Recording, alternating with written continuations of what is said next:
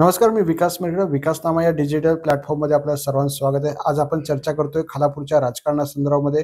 खालापूरचे दिग्गज नेते असतील, काही अश्विनी पाटील असतील, सुनील पाटील जे आहे, अजित पवार गटामध्ये जो आहे पक्षप्रवेशाचा कार्यक्रम पार पडला. सुनील तटकरे यांच्या नेतृत्वाखाली अजित पवार गटाचे नेते सुधा घारे यांनी खोपोलीमध्ये काही दिग्गज नेत्यांना फोडण्याचं काम केलं. आगामी काळामध्ये स्थानिक स्वराज्य संस्थे अर्थात खोपोली नगर परिषद खूप महत्वाची आहे. त्या दृष्टीने जे आहे सुधा घारे लक्ष देताना दिसून येत आहे.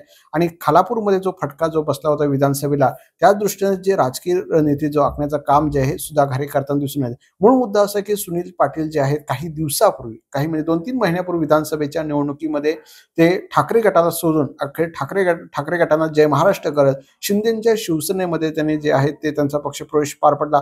मुळामध्ये सुनील पाटील नेहमी राजकीय दृष्ट्या युटर्न घेतात की काय, असा प्रश्न या निमित्तानं उपस्थित झालाय. मूळ मुद्दा असा आहे की मातोश्री त्यावेळेला नितीन सावंतांना शब्द दिला होता, मी काम करतो तेव्हा अशा पद्धत त्यावेळेला मातोश्री त्यावेळी मी व्हिडिओ केला होता की मी सुनील पाटीलनी बोलले होते की नितीन सावंतांना माझा पाठिंबा जाहीर होईल. मग 4-5 दिवसामध्ये ते परत एकदा महेंद्र थोरवेंच्या मदतीला धावले. अशा प्रकारचा पक्षप्रवेश कार्यक्रम आज त्यांचा सुद्धा सुनील पाटील जे आहे अजित पवार गटामध्ये पक्षप्रवेश केलेला आहे. त्यामुळे सुनील पाटील हे राजकीय दृष्ट्या युटर्न घेताना त्यांचं राजकीय नुकसान झालं का, हाही महत्वाचा मुद्दा आहे.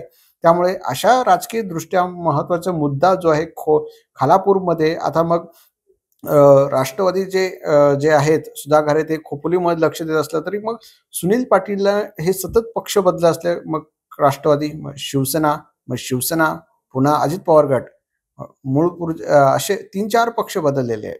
मूळ मुद्दा असा आहे की सुनील पाटलांचं जरी राजकीय वजन खालापूरमध्ये प्रथम नगराध्यक्ष किंवा जे नगराध्यक्ष थेट मधून होऊन गेलेले आहेत, त्यावेळेला प्रथम तसं म्हणता येणार नाही आपल्याला की थेट ज्यावेळेला नगराध्यक्ष पदाचे त्याच्यातून ते निवडून आले त्यावेळेस संख्याबळ सुद्धा ठाकरे गटाचं बऱ्यापैकी आलं होतं. मूळ मुद्दा असा आहे की खालापूरच्या राजकारणामध्ये खोपोली नगर परिषद ही खूप महत्वाची आहे आणि एकेकाळी खोपोली नगर परिषद ही सर्वात मोठी म्हणून ओळखलेली श्रीमंत महानगरपालिका ओळखली जात होती. आता ही खोपोली नगर परिषदेची अवस्था काय आहे? अनेक वर्ष राष्ट्रवादी काँग्रेसची सत्ता होती. त्यामुळे आपण जर बघितलं तर मग सुनील पाटील यांनी युटर्न का घेतला? महेंद्र थोरवेंच्या शिंदेने शिवसेनेत नाराज का आहेत? हाही महत्वाचा प्रश्न उपस्थित. मग तिकडे काय प्रोटोकॉल पाळला जातो की काहींचे फोटोवरून राजकारण होतंय का? हे सगळे प्रश्न निर्माण झालेले आहे. त्यामुळे सुनील पाटलांनी युटर्न घेतल्यामुळे त्याचा पक्षाला किती भविष्यामध्ये फायदा होणार आहे, सुनील पाटील नेमकी काय भूमिका घेणार आहेत, हाही महत्वाचा मुद्दा आहे. धन्यवाद.